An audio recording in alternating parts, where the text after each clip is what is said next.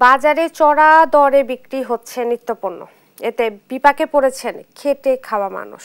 বিস্তারিত জানাতে জামালপুর থেকে সরাসরি যুক্ত হচ্ছেন সহকর্মী মেহেদী হাসান। মেহেদী, নিত্যপণ্যের দাম নিয়ে ক্রেতারা কি বলছে, বিস্তারিত আমাদেরকে জানাবেন। ইশরাত, আপনাকে ধন্যবাদ। শুরুতেই জানাতে চাই যে নিত্যপণ্যের বাজার নিয়ে যে দরদাম, সেটির কিন্তু যে পরিস্থিতি নিয়ে কোনো সুসংবাদ আমি আপনাকে দিতে পারছি না।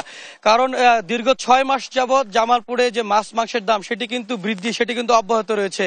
ইতিমধ্যে আমি আপনাদেরকে জানাতে চাই যে গরুর মাংসের যে দাম সেটি কিন্তু ৭২০ থেকে ৭৫০ টাকায় বিক্রি হচ্ছে।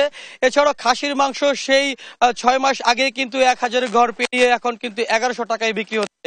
আমি আপনাদেরকে আরেকটু জানাতে চাই, ইতিমধ্যে কিন্তু সব প্রায় মাংসের দামই বৃদ্ধি পেয়েছে।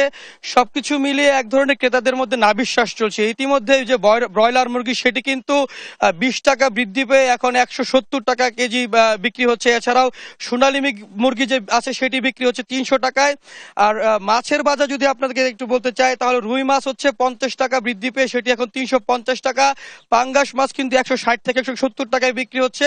ইলিশ মাছের কেজি কিন্তু অনেক আগেই ১৫০০ ঘর পার হয়ে এখন ২০০০ টাকা কেজি বিক্রি হচ্ছে। এছাড়াও তেলাপিয়া, ট্যাংরা, মাগুর এবং মানুষ যে একটু ছোট মাছ খাবে সেটিও কিন্তু মানুষ খেতে পাচ্ছে না, কারণ এখন ছোট মাছের দামও হচ্ছে ৫০০ থেকে ৫৫০ টাকা কেজি। যদিও যারা বিক্রেতারা বলছেন যে কারফিউ এবং বিভিন্ন কারণে এই সবকিছুর মিলে দাম একটু বৃদ্ধি পেয়েছে, কিন্তু আমরা কিন্তু বাজারে ঘুরে দেখেছি যে বাজারের যে চাহিদার যে যোগান সেটি কিন্তু ঠিক মতোই রয়েছে। সাধারণ ক্রেতারা আমাদেরকে অভিযোগ করেছেন যে বাজার মনিটরিং ব্যবস্থা না থাকার কারণেই এক এক বাজারে এক এক ধরনের দাম নেওয়া হচ্ছে। জামালপুর শহরে যে গরুর মাংসের কেজি নেওয়া হচ্ছে ৭৫০ টাকা, সেটি কিন্তু জামালপুর শহর থেকে কয়েক কিলোমিটার দূরের যে বাজারগুলো রয়েছে সেগুলোতে কিন্তু ৭২০ থেকে ৭৩০ টাকায় বিক্রি হচ্ছে।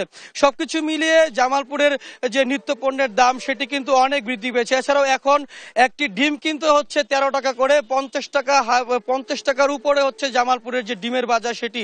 সবকিছু মিলিয়ে সাধারণ যে ক্রেতারা তারা কিন্তু একদম নাভিশ্বাসের মধ্যে রয়েছেন। তারা আমাদেরকে ক্ষোভ প্রকাশ করেছেন। তারা বলছেন যে একমাত্র বাজার মনিটরিং ব্যবস্থা এবং এই সিন্ডিকেটের কারণে কিন্তু এক এক বাজারে এক এক দাম নেওয়া হচ্ছে এবং দ্রব্যমূল্যের ঊর্ধ্বগতি, এই নিয়ে সাধারণ ক্রেতারা কিন্তু ক্ষোভ প্রকাশ করেছেন এবং সাধারণ ক্রেতাদের মধ্যে এক ধরনের নাভিশ্বাস তৈরি হয়েছে। তারা বলছেন দ্রুত সময়ের মধ্যে সরকার বাজার মনিটরিং এর মাধ্যমে এবং সিন্ডিকেট দমিয়ে এই বাজার পরিস্থিতি নিয়ন্ত্রণে রাখবেন।